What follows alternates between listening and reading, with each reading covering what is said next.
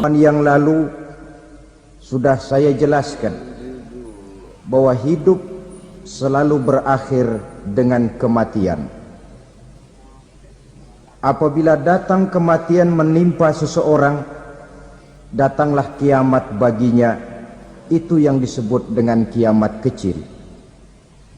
Hakikatnya mati adalah perpindahan dari kehidupan di dunia ini menuju kehidupan di alam barzakh.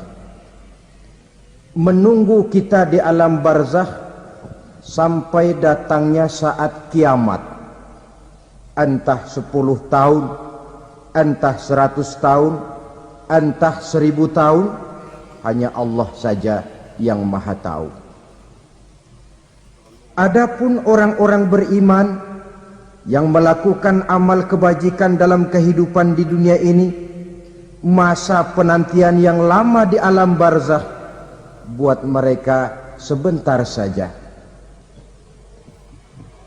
Tetapi bagi orang-orang kafir yang ingkar, yang tidak beriman kepada Allah, yang hidup di dunia cuma menumpuk-numpuk dosa, tentu penantian di alam barzakh akan merupakan waktu yang sangat lama.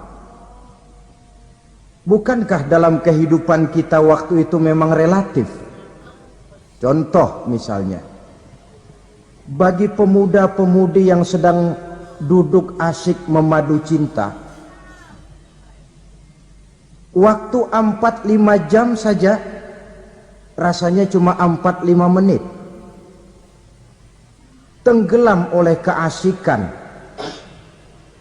Tapi buat orang yang berbaring di rumah sakit, meratap di balik-balik apa itu tembok derita kata lagu,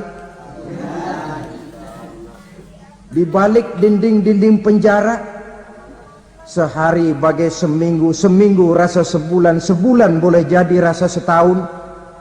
Penantian yang sangat lama. Kapan kiamat itu akan datang? Ini rahasia Allah.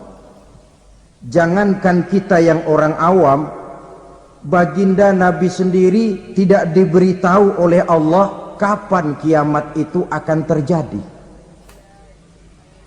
Tetapi sungguh pun demikian, banyak hadis-hadis yang menjelaskan ciri atau tanda-tanda datangnya kiamat. Nah, kalau sudah bicara soal tanda kiamat itu ada 2. Pertama yang disebut alamatus sughra, tanda-tanda kecil. Ini waktunya masih ada tenggang. Ada yang dinamakan alamatul kubra, tanda-tanda besar. Artinya kiamat sudah diambang pintu. Apa tanda-tanda kecil dari datangnya hari kiamat itu? Misalnya kata Nabi, apabila ilmu sudah diangkat oleh Allah, artinya apabila ulama sudah banyak wafat, minat orang belajar agama berkurang, lalu kebodohan nampak merajalela di mana-mana, zina dikerjakan secara terbuka, minuman-minuman keras jadi kebanggaan.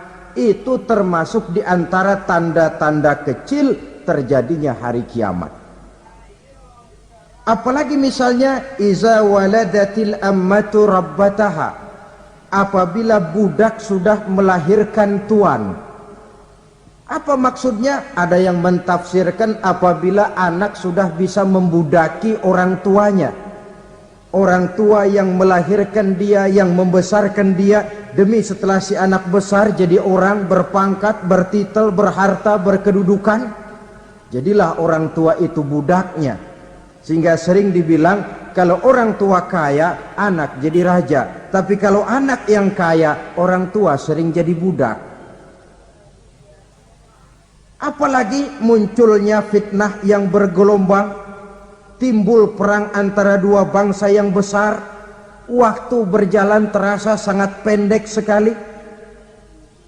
Itu merupakan tanda di antara tanda-tanda kiamat. Termasuk di dalamnya sulit membedakan mana laki, mana perempuan. Kan kalau tanda-tanda kayak begini sekarang sudah banyak kita lihat kan. Ulama banyak wafat, penggantinya sulit. Zina dikerjakan berterang-terangan, minuman keras jadi kebanggaan.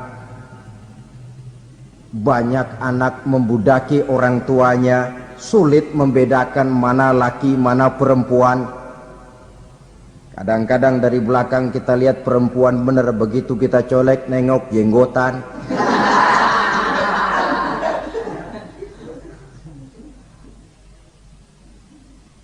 Ini termasuk tanda-tanda kecil, masih ada tenggang sampai akan terjadinya kiamat itu. Nah, yang dimaksud dengan tanda-tanda besar, ini tanda besar artinya kiamat sudah di ambang pintu. Pertama, matahari terbit dari sebelah barat. Apabila matahari sudah terbit dari arah sebelah barat, tertutuplah sudah pintu taubat. Bersabda Nabi kita, la taqumus sa'atu hatta tatlu'a syamsu min maghribiha. Tidak akan datang hari kiamat sampai matahari terbit dari arah sebelah barat. Fa iza tala'at, manakala matahari telah terbit dari arah sebelah barat, wa ra'ahan nasu, manusia banyak menyaksikan itu, amanu ajma'un, mereka pun lalu beriman. Yang tadinya kafir, yang tadinya ingkar, yang tadinya membangkang, setelah melihat matahari terbit dari sebelah barat, buru-buru beriman, berlomba-lomba mengucap dua kalimat syahadat. Tapi apa yang terjadi?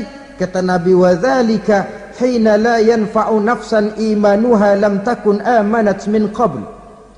Hari itu adalah hari yang iman sudah tidak berguna lagi bagi seseorang apabila sebelumnya memang dia tidak pernah beriman. Au kasabat fi imaniha khaira, atau beriman tetapi tidak pernah melakukan kebajikan di dalam keimanannya itu. Hari yang sudah kasib, hari yang sudah terlambat, beriman tidak akan ada gunanya lagi. Ini pelajaran buat kita. Sebelum sang surya terbit dari sebelah barat, sebelum nafas sampai di tenggorokan, artinya pintu taubat masih terbuka. Kalau dua hal itu sudah terwujud, nafas sudah sampai di kerongkongan atau matahari sudah terbit dari arah sebelah barat, tertutuplah sudah pintu taubat. Tak ada lagi gunanya pangkat, jabatan, harta, bahkan beriman pun dalam suasana macam itu. Too late, kata orang Kulon. Sudah terlambat. Matahari terbit dari arah sebelah barat. Itu tanda besar, artinya kiamat sudah di ambang pintu. Lalu apalagi tanda besar? Munculnya Dajjal. Dajjal artinya pendusta-pendusta yang menyesatkan manusia. Ada dua macam Dajjal, saudara. Ada Dajjal kecil. Ini Dajjal kelas teri. Kalau ini sejak zaman Rasulullah sudah ada itu. Tiap zaman ada. Di zaman Rasulullah misalnya ada yang bernama Aswad al-Unsi dari Yaman. Ada yang namanya Musailamah al-Kazzab dari Yamamah. Ada yang namanya Ibnu Sayyad dari Madinah. Ini Dajjal-Dajjal di zaman Rasul. Musailamatul Kazzab memproklamirkan diri jadi nabi dia. Di zaman Rasul masih hidup. Ini Dajjal zaman Nabi. Di zaman sahabat muncul Dajjal-Dajjal.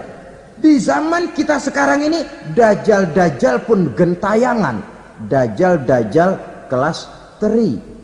Kerjanya mendustakan manusia, menyesatkan manusia, memalingkan manusia dari jalan yang benar dan diridhoi oleh Allah Subhanahu wa taala.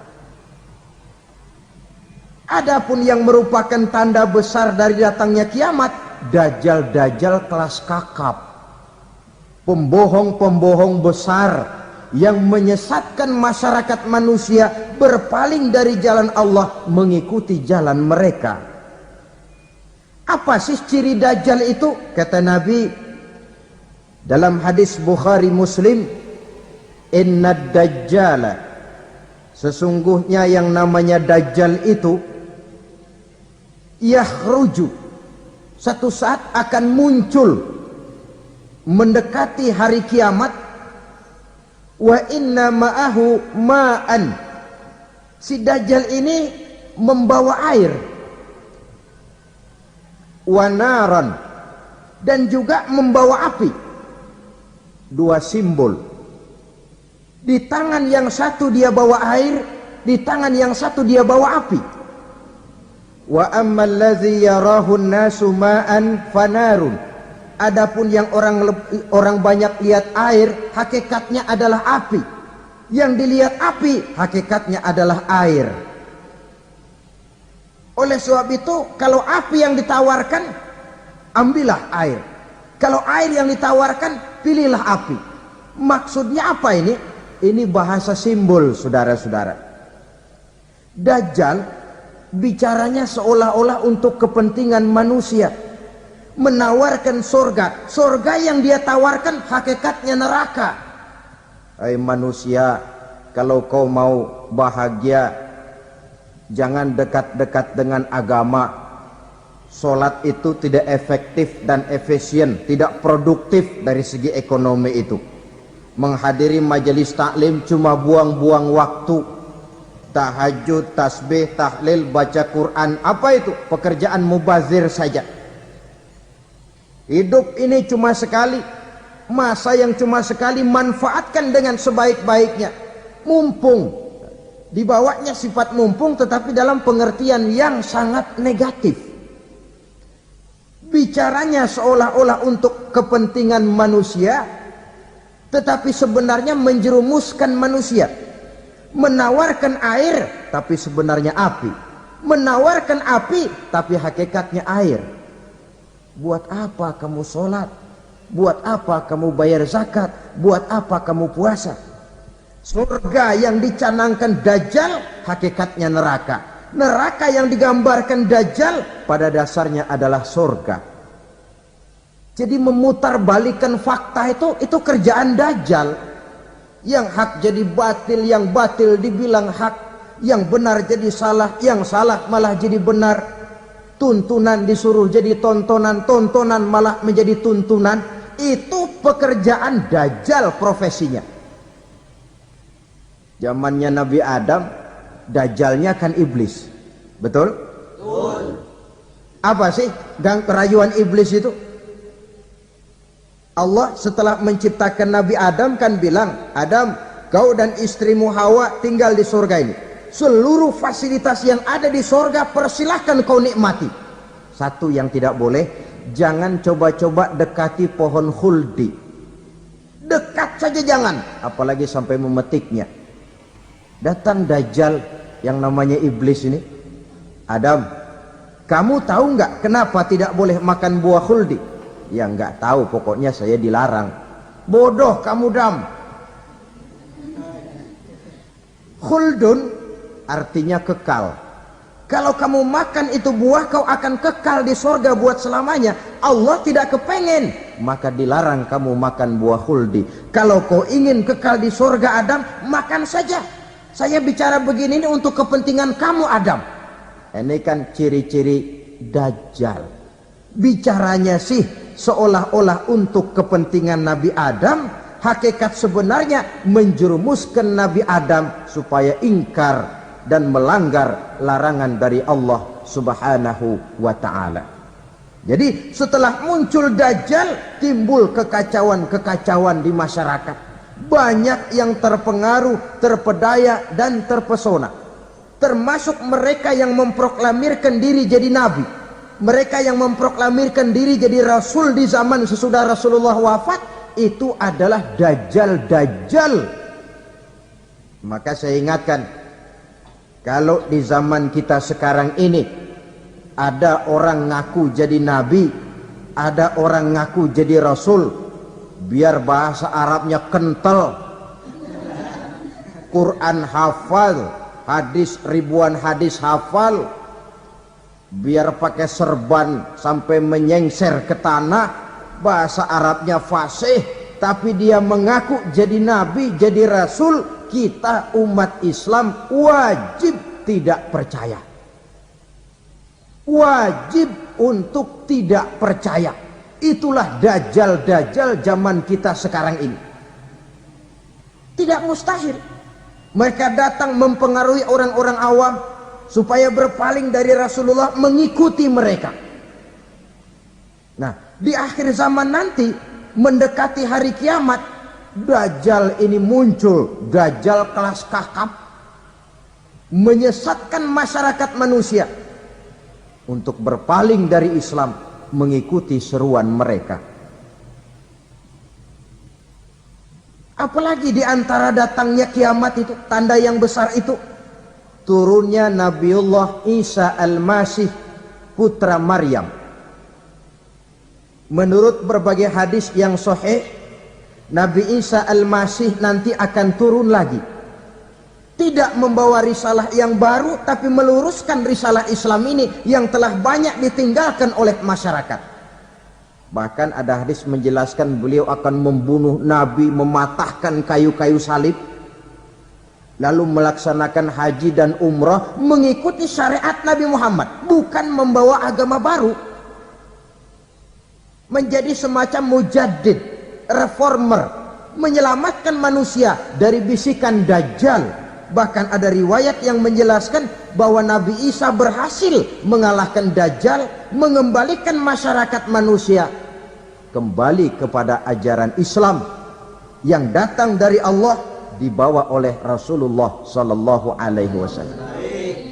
Dengan kata lain, turunnya Nabi Isa bukan sebagai nabi dan rasul baru, tetapi mengikuti syariat Nabi kita Muhammad sallallahu alaihi wasallam.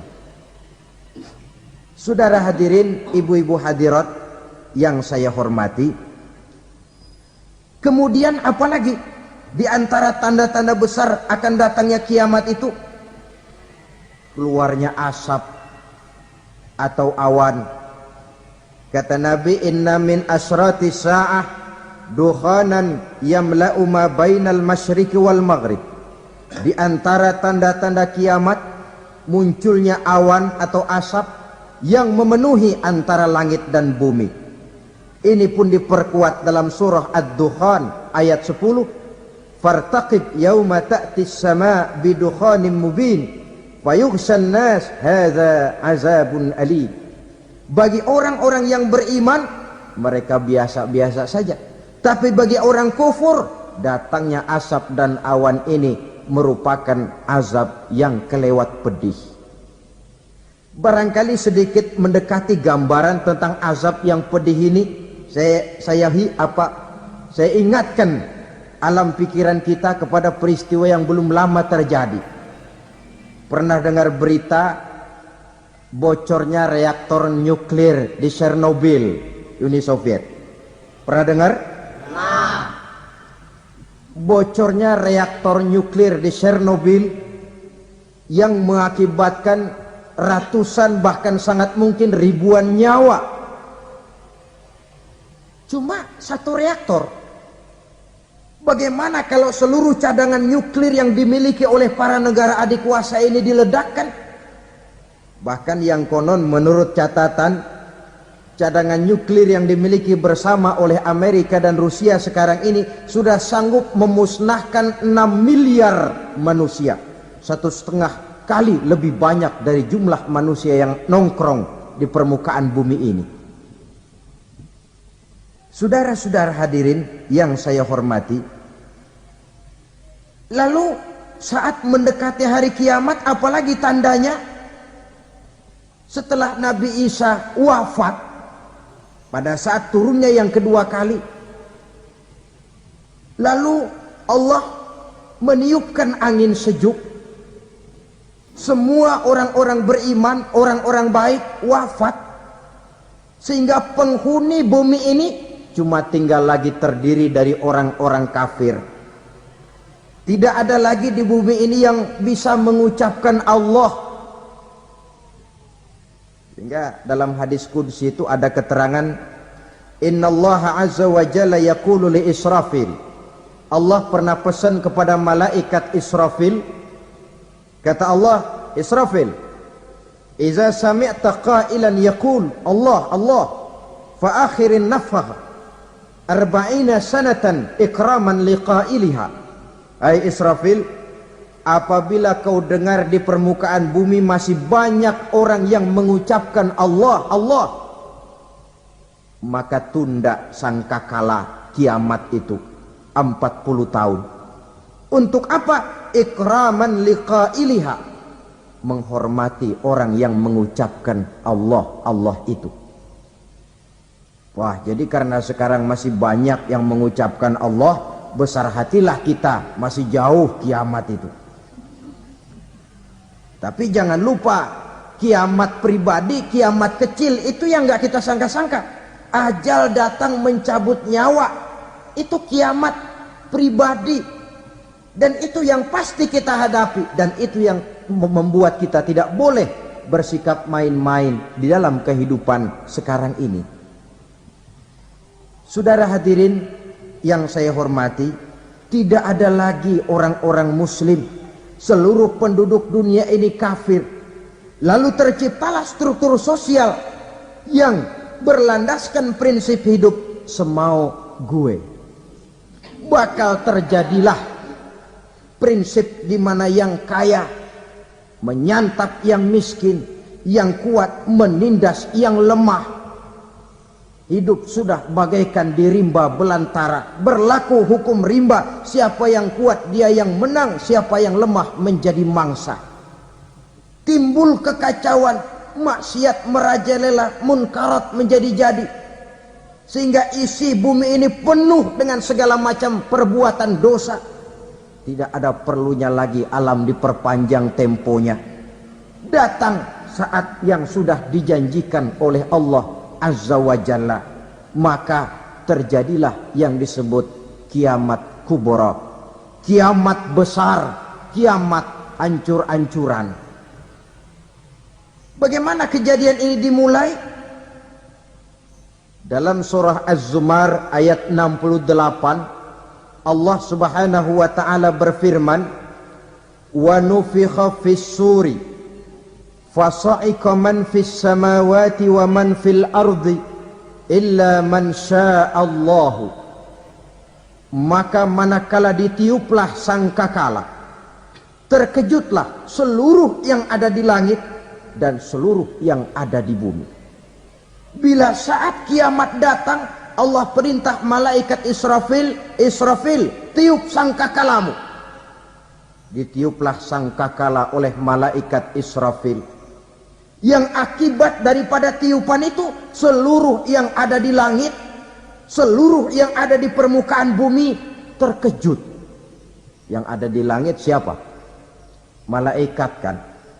Bayangin aja kalau malaikat kaget, apalagi kita.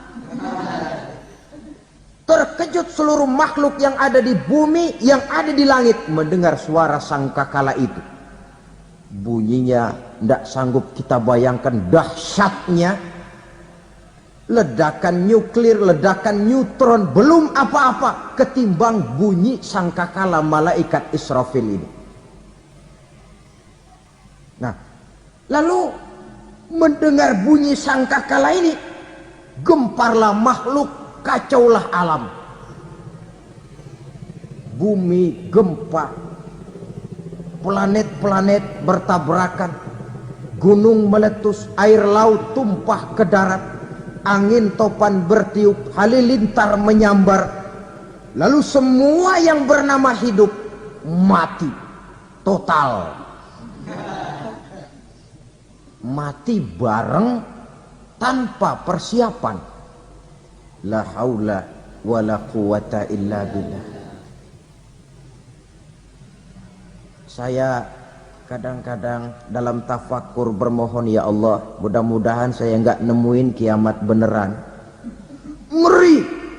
Tidak bisa kita bayangkan macam apa suasana seperti itu. Allah saja banyak memberikan gambaran, misalnya Al-Qari'ah, wa mal qari'ah, wa ma adraka mal qari'ah. Kejadian yang menggemparkan. Tahukah kamu apa kejadian yang menggemparkan itu? Yauma yakunun nasu kal farasil mabsus wa takunul jibalu kal ihnil manfus. Pada saat itu manusia berterbangan bagai kupu-kupu. Gunung berterbangan seperti kapas ditiup angin. Gunung saja macam kapas, konon lagi manusia. Kematian total, mulai semut sampai gajah mati, jin mati, iblis mati, malaikat mati. Malaikat saja mati. Saudara hadirin yang saya hormati, kematian total yang tanpa persiapan. Orang bilang, Pak, kalau mati bareng begitu yang repot malaikat maut dong ya. Cabut sana, cabut sini. Itu kalau menurut logika kita, mestinya begitu menurut logika. Tapi logika juga yang bilang nggak perlu serepot itu. Sebab untuk mematikan listrik di wilayah DKI, di wilayah Jakarta, nggak perlu tiap rumah didatengin matiin, ya lama. Cukup dari kantor pusatnya saja PLN tekan satu tombol, gelaplah seluruh Jakarta. Saudara hadirin yang saya hormati, kematian total. Lalu setelah kematian total, planet-planet juga mati, dalam arti tidak bergerak dan beredar. Angin mati, dalam arti tidak bertiup. Air mati, dalam arti tidak ada riak gelombang. Pokoknya semua mati. Kullu nafsin za'iqatul maut, semua yang bernafas mati. Dalam ayat lain, kullu man 'alaiha fan, semua yang ada di permukaan bumi fana. Yang kekal cuma Allah Subhanahu wa ta'ala. Yang paling belakang mati malaikat maut dan malaikat Israfil. Tapi mati juga sesuai dengan janji Allah. Menurut hadis Bukhari Muslim dari Abi Hurairah, masa tenggang waktu antara kematian total pada tiupan sangkakala pertama dengan proses kebangkitan pada tiupan sangkakala kedua 40 lamanya.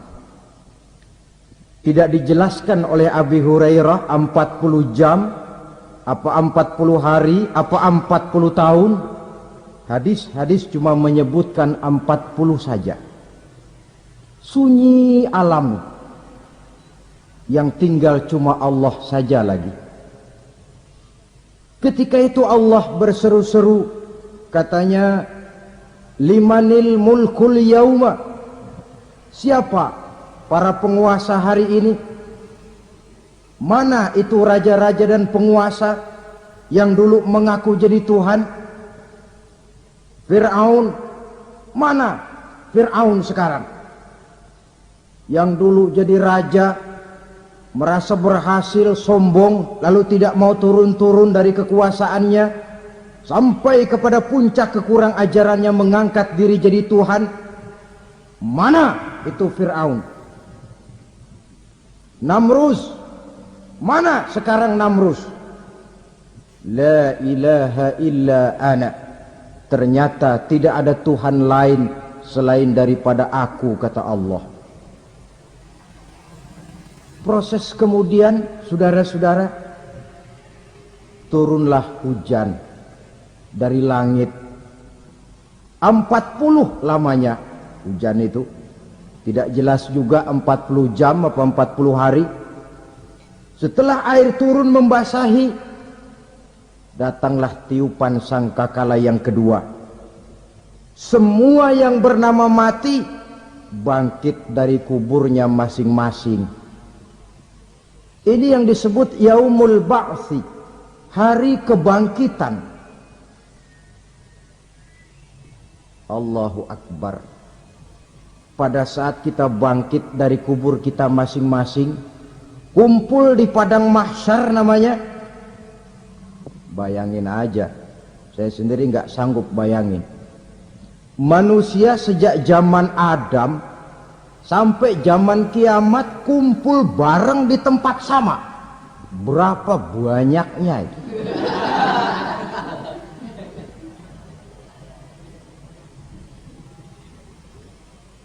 Dan yang luar biasa menurut satu riwayat, pada saat bangkit itu, Masya Allah, roman muka kita berubah,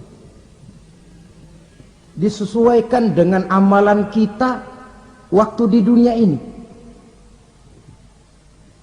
Barang siapa yang waktu di dunia amalannya itu amalan tikus, di akhirat nanti dia bangkit dari kubur, mukanya seperti muka tikus. Gagah betul badannya, tapi mukanya seperti tikus. Kenapa? Amalannya waktu di dunia seperti amalan tikus. Apa amalan tikus itu? Suka ngegeragoti barang yang sudah disimpan rapi-rapi. Orang sudah simpan uang rapi-rapi, simpan perhiasan rapi-rapi, digeragoti oleh tikus. Maling-maling, pencoleng-pencoleng, koruptor-koruptor, itu nanti di akhirat nanti kita lihat mukanya seperti muka tikus. Oh, ini waktu di dunia suka nyolong, hanya seperti muka tikus. Barang siapa yang waktu di dunia ini amalannya itu amalan macan, dia akan bangkit nanti mukanya seperti muka macan. Apa amalan macan? Macan itu amalannya menang-menangan. Orang yang mau menang saja nggak mau mengalah. Coba lihat di hutan, kenal hutan nggak? Di hutan, raja hutan di mana-mana pasti macan, betul kan? Betul. Padahal hutan belum pernah bikin pemilihan umum. Tapi macan tidak peduli ada pemilihan umum apa tidak, pokok saya raja. Sebab apa? Macan jadi raja itu bukan karena benar, tapi karena kuat jadi raja. Setelah dia jadi raja, rakyat hutan yang mesti dilindungi malah dimakan oleh raja macan. Kambing rakyat hutan dimakan oleh macan. Ayam rakyat hutan dimakan oleh macan. Itu nanti kita lihat di akhirat itu mukanya seperti muka macan, gagah betul. Lalu barang siapa yang di dunia ini amalannya itu seperti amalan anjing, nanti dia punya muka seperti muka anjing. Apa amalan anjing? Pertama, anjing itu kalau disuruh jaga rumah, dia tidak bisa membedakan mana maling, mana tamu. Biar yang datang maling, kalau bawa tulang, anjing kalem. Yang kedua, anjing itu akan setia kepada siapa saja yang memberinya roti. Siapa yang memberinya roti, itulah majikannya. Apa kata majikannya, pasti dia laksanakan. Soal benar atau salah, dia tidak peduli. Setelah anjing dapat roti, dia tidak punya pilihan lain kecuali bilang, abdi mah kumaha juragan wae ayeuna mah.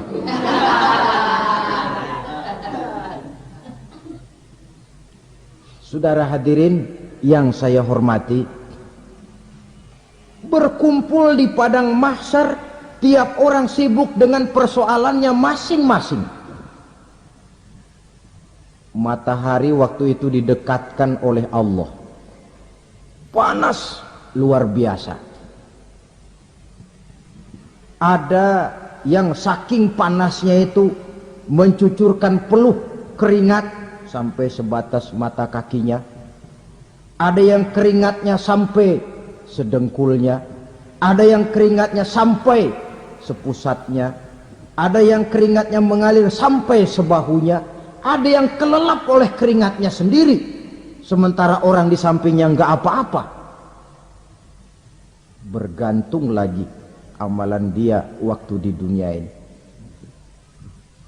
Saudara-saudara, sebagian orang dalam kepanikan padang mahsyar berombong-rombong datang mereka menghadap Nabi Adam. Ya Adam, anta abal bashar. Hai Adam, Tuhan adalah bapak moyang manusia. Kami sebentar lagi akan disidang, dimintakan pertanggungan jawab. Tolonglah kami, hai Adam. Kata Nabi Adam, jangankan nolongin sampean, saya sendiri tanggung jawab di hadapan Allah ketika dulu tidak boleh makan khuldi, saya serobot. Sudahlah, urus diri masing-masing saja, nafsi, nafsi. Begitu kata Nabi Nuh, begitu kata Nabi Ibrahim. Tiap orang bertanggung jawab sendiri-sendiri. Ketika itulah saudara-saudara, nikmatnya menjadi umat Nabi besar Muhammad sallallahu alaihi wasallam. Sebab apa? Walaupun menurut abjad kita ini umat paling belakang, kan paling belakang kita ini toh, karena Nabi Muhammad adalah Nabi akhir, tapi akan dihisap lebih dulu, lewat di atas sirat lebih dulu, masuk surga lebih dahulu ketimbang umat-umat belakangan. Ketika Rasul mendekati ajal, beliau tanyakan itu kepada malaikat Jibril. Malaikat Jibril berkata, Muhammad jangan khawatir, Allah sudah berjanji, inni haramtul jannata ala sairil anbiya hatta tadkhulaha anta wa haramtuha ala sairil umami hatta tadkhulaha ummatuka. Surga aku haramkan buat seluruh nabi kecuali kalau engkau Muhammad sudah masuk ke dalamnya, dan surga aku haramkan buat seluruh umat kecuali kalau umatmu Muhammad sudah masuk ke dalamnya. Logikanya, walaupun menurut abjad kita umat paling belakang, bakal dihisap paling dulu, lewat di atas sirat paling dulu, masuk surga paling dulu, kalau mampir ke neraka juga paling dulu. Ya resiko, resiko. Jangan mau enaknya aja paling dulu. Saudara hadirin yang saya hormati, setelah masa kebangkitan itu jangan dikira begitu bangkit langsung diperiksa, masih menunggu menanti ribuan tahun perhitungan padang mahsyar untuk sampai kepada proses yang disebut yaumul hisab, hari perhitungan. Seorang demi seorang bakal dipanggil. Bayangkan saja, kita se-RT saja di absen, kadang-kadang perlu waktu lama. Ini manusia sejak zaman Nabi Adam sampai datang hari kiamat, satu demi satu disidang di hadapan Qadhi Rabbul Jalil. Status sosial copot sudah waktu itu. Yang pernah jadi hartawan di situ tidak lagi kelihatan kehartawanannya. Yang pernah jadi jenderal tidak lagi dipanggil jenderalnya. Yang ustadz tidak lagi dipanggil al-mukarramnya. Seluruh status sosial selesai. Dipanggillah kita seorang demi seorang menghadap Qadhi Rabbul Jalil. Bagaimana proses penghisaban itu? Pertama, proses tanya jawab. Di antaranya ada hadis menyatakan, lan tazula qadama 'abdin yaumal qiyamah hatta yus'ala an arba'i khisalin. Besok di hari kiamat tidak akan bergeser telapak kaki seorang hamba sampai dia ditanya lebih dulu tentang 4 persoalan. Tentang ilmunya. Kemana ilmu itu diamalkan? Tentang umurnya. Di mana umur itu dihabiskan? Tentang masa mudanya. Kemana masa muda itu dipakai? Tentang hartanya. Dari mana harta itu didapat dan kemana harta itu dibelanjakan. Ini termasuk proses tanya jawab. Jadi kalau istilah pengadilan dunia, nama Fulan bin Fulan. Kamu waktu di dunia diberikan umur panjang untuk apa? Pernah mengalami masa muda, kemana kau habiskan masa remajamu? Kau diamanahkan ilmu, dengan apa ilmumu kau amalkan? Kau diberikan harta, dari mana harta kau dapat, kemana kau belanjakan? Tak seorang pun yang bisa mungkir. Sebab apa? Dikala itu yang menjadi saksi bukan orang. Yang menjadi saksi adalah seluruh anggota badan kita. Tangan bicara, kaki jadi saksi terhadap seluruh amalan yang pernah kita kerjakan pada saat kehidupan di alam dunia ini. Selesai proses tanya jawab, lalu diperlihatkan buku catatan kita waktu hidup di dunia ini. Jangan lupa Allah itu menyiapkan 2 superkomputer kepada kita. Sebelah ditempelin sebelah kanan, yang sebelah tempelin di sebelah kiri.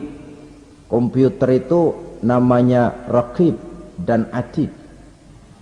2 malaikat yang apabila baik kita lakukan, refleks saja akan menulis kebajikan kita. Jahat kita kerjakan, akan tertulis. Catatan itu nanti diperlihatkan kepada kita. Waduh, alangkah malunya pada saat diperlihatkan catatan kita, buku rapot kita merah melulu. Barangkali diperiksa sambil diomelin, brengsek lo. Buku merah melulu begini, bagaimana waktu hidup di dunia? Tidak cukup diperlihatkan buku catatan kehidupan, rekaman kehidupan. Rekaman kehidupan kita secara utuh sejak terlahir sampai ajal datang merenggut nyawa. Barangkali mirip dengan video sekarang ini, di mana terekam dengan baik seluruh kegiatan kita sejak yang sekecil-kecilnya sampai kepada yang sebesar-besarnya. Untuk kemudian kita pun menerima balasan. In khairan fa khairun wa in syarran fa syarrun. Kalau baik ya baik balasannya, kalau jahat ya jahat juga balasannya. Catatan-catatan kita diberikan. Kalau banyak kebajikannya diberikan di tangan kanan dengan cara yang halus. Kalau banyak kejahatannya diberikan dari sebelah kiri atau dilempar dari belakang. Itulah sebabnya sejak di dunia ini kita sudah mohon kepada Allah. Ketika berwudu membasuh tangan kanan, apa kita bilang? Allahumma a'tini kitabi biyamini wa hasibni hisaban yasira. Ya Allah, berikan saya kitab di tangan kanan, dan kalau saya memang perlu dihisap, hisaplah saya yang seringan-ringannya. Tangan kiri berlindung kita kepada Allah, jangan sampai diberikan kitab di tangan kiri atau dari arah sebelah belakang. Wa a'udzubika an tu'tiya kitabi bishimali aw min wara'i zuhri, dari arah sebelah belakang. Na'udzubillah min dzalik. Setelah selesai lewat proses penghisaban, lewat mizan, timbangan, maka yang sudah selesai dihisab itu bergeraklah menuju sirat, jembatan yang terbentang menuju surga melalui neraka. Saudara-saudara, panjangnya perjalanan sirat itu memakan waktu ratusan tahun. Tetapi orang yang lewat di atas sirat pun macam-macam, bergantung amalannya ketika di dunia ini.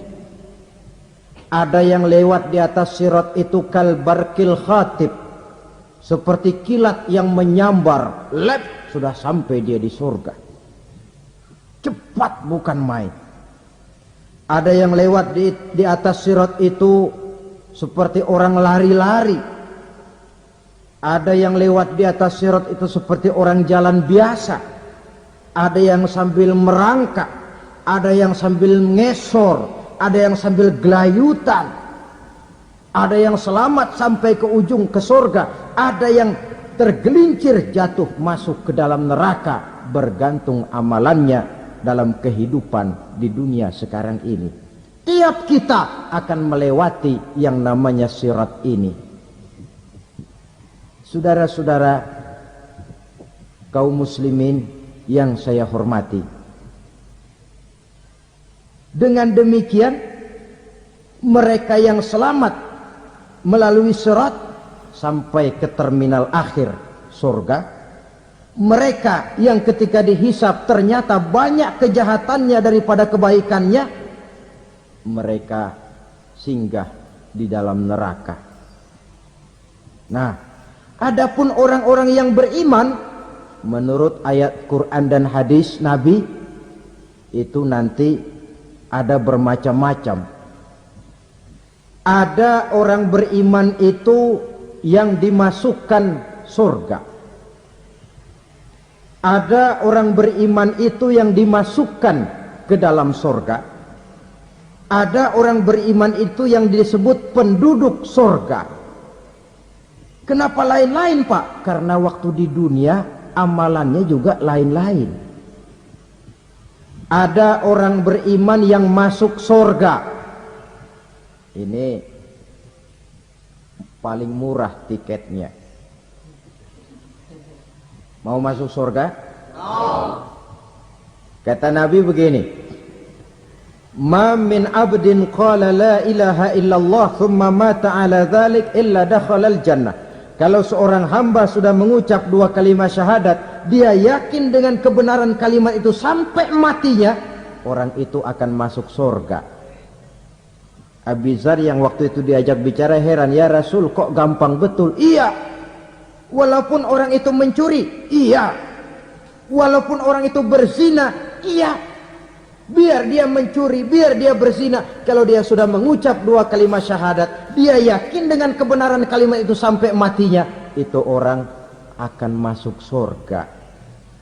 Jadi masuk surga cukup dua kalimat syahadat, yakin sampai mati, masuk surga. Itu perkara masuk. Tapi kalau pertanyaannya diterusin, masuknya kapan, Pak? Nah, ini lain lagi urusannya. Sebab ada yang masuknya itu langsung, ada yang mampir dulu. Di sana tempat cuma dua, kalau tidak surga, neraka. Mau ke surga tapi mampir dulu, yang mampirnya jelas di neraka. Kenapa? Dalam hadis qudsi ada riwayat, nanti itu di akhirat, setelah Allah selesai mengatur penduduk surga masuk surga, yang neraka masuk neraka, Allah berkata kepada malaikat Malik, malaikat Malik, labaik ya Allah, itu bajingan-bajingan tengik, manusia-manusia durjana yang waktu di dunia tidak mau sujud, jauh dari ulama, gemar melakukan yang munkarat dan maksiat, hidup di tengah masyarakat selalu jadi bibit keonaran, kufur, sudah masuk neraka semua. Sudah ya Allah. Nah, kalau sudah, coba sekarang kamu masuk, Malik. Saya, iya, masuk neraka. Mau apa ya Allah? Kata Allah, akhriju minan nar man kana fi qalbihi misqala habatin min khardalin min iman. Kau masuk neraka, cari di dalam neraka orang-orang yang ada imannya walaupun kecil sebesar biji zarah, angkat mereka keluar. Masuk malaikat Malik ke neraka, cari orang yang ada imannya, korek-korek. Ya repot, udah pada gosong. Yang ada imannya diangkat ke atas, yang ada imannya diangkat ke atas, lalu dimandikan di Nahrul Hayat, namanya sungai kehidupan di akhirat nanti. Cakep lagi rupanya, bersih lagi wajahnya, apel di hadapan Allah. Kata Allah, bagaimana mas? Kapok nggak sampean? Kapok ya Allah. Nah, kalau kapok, idhab fadkhulil jannah, pergi masuk surga sana. Berangkat mereka ke surga, ketemu sama teman-temannya yang udah sampai lebih dulu, yang nggak pakai mampir lagi. Terjadi dialog Kata teman-temannya yang udah pada nyampe duluan, Mas, iya, emang baru sampai? Saya baru sampai. Memang mampir di mana dulu, Mas? Kita sudah lama sampai di surga. Saudara buka surah Al-Muddatsir ayat 34-35. Masalakakum fis saqar? Kenapa kamu mampir di neraka Saqar? Qalu lam nakum minal musallin. Mereka menjawab, kami mampir di neraka Saqar, Mas, gara-gara dulunya kami waktu di dunia ndak pernah sholat. Ndak pernah sholat? Ndak pernah. Kan rumahnya dekat masjid, cuma dekat doang, Mas. Sholat mah enggak saya. Enggak pernah ngasih makan fakir miskin, enggak pernah hadir di majelis taklim, pendeknya enggak pernah melakukan kebajikan, maka saya pun mampir di neraka Saqar. Untung betul saya punya iman, Mas, sedikit. Waktu hidup di dunia dulu saya pernah mengucap 2 kalimat syahadat. Sekali-kalinya waktu mau kawin. Masya Allah. Untung saja kawin. Kalau nggak kawin polos.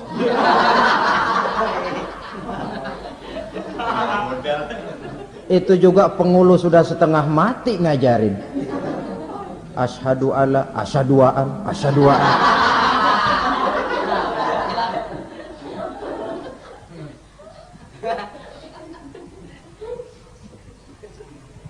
Ini namanya masuk surga, ada mampir dulu. Ada pula orang mukmin itu yang dimasukkan surga. Namanya dimasukkan kan terima beres. Saya masuk ke rumah, jalan sendiri, cari tempat sendiri. Saya dimasukkan ke dalam rumah, terima beres, pokok ada di dalam, itu dimasukkan namanya. Nggak pakai mampir. Tapi tentu tiketnya lebih mahal ketimbang yang pertama tadi. Apa kata Allah? Innal ladzina amanu wa amilus solihat la ukaffiranna anhum sayyi'atihim wa la udkhilannahum jannah. Sesungguhnya orang-orang yang beriman kemudian beramal soleh, kami hapuskan segala dosa dan kesalahannya, kami masukkan mereka ke dalam surga. Lihat ayatnya, Allah yang memasukkan, kita yang dimasukkan. Tidak pakai transit, tidak usah mampir. Cuma tidak cukup syahadat, tidak cukup amanu, tapi diiringi dengan wa'amilus salih. Iman, amal. Tidak cukup syahadat, lalu dibuktikan dia sholat, dia zakat, puasa, lalu dia melakukan berbagai macam kebajikan. Ini yang menyebabkan dia tidak pakai mampir di tempat yang bernama Saqar. Lalu ada pula orang mukmin itu yang disebut penduduk sorga. Wah, ini sudah VIP ini. Ashabul jannah, penduduk sorga. Siapa mereka? Kata Allah, innal ladzina amanu summa istaqamu fala khaufun alaihim wala hum yahzanun ulaika ashabul jannah hum fiha khalidun. Sesungguhnya orang-orang yang beriman lalu istiqamah, tetap dalam melaksanakan perintah Allah, tidak goyah, tidak labil tapi stabil, istiqamah, mereka tidak takut dan tidak bersedih hati. Merekalah penduduk surga. Iman, istiqamah. Tidak punya duit, sembahyang. Banyak duit, sembahyang. Miskin, sembahyang. Kaya, tetap sembahyang. Istiqomah. Kadang orang kalau susah rajin ke masjid, banyak duitnya ngelihat masjid melengos. Itu yang dibilang waktu miskin hamba Allah, setelah kaya jadi hamba harta. Bergeser, tidak ada nilai istiqomahnya. Saudara-saudara, dengan begitu penduduk neraka itu dua. Ada penduduk permanen, ada penduduk yang semi permanen. Yang semi permanen orang-orang beriman yang mempunyai dosa besar. Mereka masuk ke neraka untuk menerima azab sesuai dengan dosanya. Bila selesai masa azab itu, mereka akan diangkat untuk ditempatkan kembali ke dalam surganya Allah Subhanahu wa ta'ala. Nah, dikala itulah saudara-saudara ada yang disebut syafaat dari Rasulullah Sallallahu Alaihi Wasallam. Tapi tentu jangan lupa syafaat ini ibarat kain menambal dia. Kita punya kain bolong-bolong sedikit, syafaat yang menambal. Salat kita ada kurang dikit, sedekah kita ada campur riya dikit, amalan kita ada tidak karena Allah dikit, kita berharap syafaat. Jadi biarlah kain masih bolong-bolong, yang penting punya kain. Tapi kalau kainnya tidak ada, yang ditambal apanya? Salat tidak, puasa tidak, zakat tidak, berharap syafaat saja. Ya, terlalu berlebihan itu. Saudara hadirin yang saya hormati, apabila selesai proses penghisaban, proses penghitungan, maka dikala itulah manusia terbagi dalam dua kelompok besar. Fariqun fil jannah wa fariqun fis sa'ir. Sekelompok orang-orang beruntung yang masuk ke dalam surga, dan sekelompok lagi masuk ke dalam neraka. Akan memakan waktu untuk menceritakan sifat surga dan neraka, tapi insya Allah pada kesempatan pertemuan lain saya sampaikan. Namun sebagai gambaran umum cukuplah saya sampaikan sebuah hadis qudsi. Allah jelaskan, a'dadtu li'ibadiyas salihin ma la aynun ra'at wa la uzunun sami'at wa la khatara fi qalbil bashar. Aku sediakan buat hamba-hambaku yang soleh, yang tidak pernah terlihat oleh mata, tidak pernah terdengar oleh telinga, dan belum pernah terdetik dalam hati manusia. Jadi kenikmatan surga belum pernah dilihat mata, belum pernah didengar telinga, belum pernah terdetik dalam hati. Pedihnya azab neraka belum pernah terlihat mata, belum pernah terdengar telinga, belum pernah terdetik dalam hati. Saudara hadirin yang saya hormati, oleh karena itu sebagai uraian akhir daripada kiamat ini, marilah sama-sama kita memanfaatkan hidup dengan sebaik-baiknya supaya jangan timbul penyesalan di hari kemudian nanti. Mudah-mudahan kita seluruhnya diselamatkan Allah dari azab neraka dan mendapat surga dan ridhonya. Sekian dan demikianlah pertemuan kita kali ini.